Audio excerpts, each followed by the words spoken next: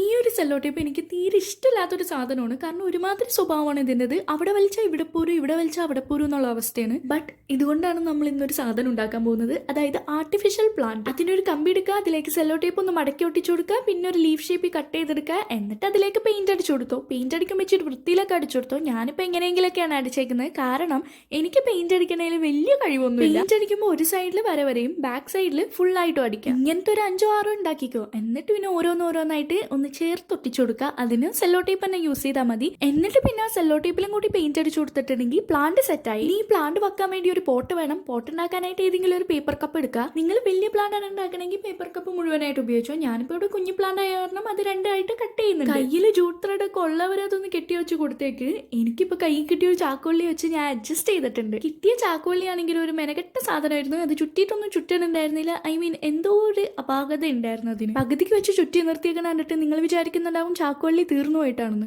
Yes, നിങ്ങൾ വിചാരിച്ചത് ശരിയാണ്. ചാക്കോള്ളി തീർന്നു പോയിട്ട് തന്നെയാണ് അങ്ങനെ ഇരിക്കുന്നത്. അതിനൊന്ന് പെയിന്റ് അടിച്ച് കുട്ടപ്പനാക്കി എടുത്ത് അതിന് മുകളിൽ ഒരു തെർമോക്കോളും കൂടി വെച്ച് അതിനും കൂടി പെയിന്റ് അടിച്ച് പ്ലാന്റ് വെച്ച് സെറ്റ് ആക്കി എടുത്തിട്ടുണ്ട്. ഈ പ്ലാന്റ് വെക്കാനായിട്ട് ഒരു പ്ലാന്റ് ഹോൾഡറും കൂടി ട്രൈ ചെയ്യുന്നുണ്ട്. തൽക്കാലം ഇപ്പോൾ അത് അവിടെ ഇരിക്കട്ടെ.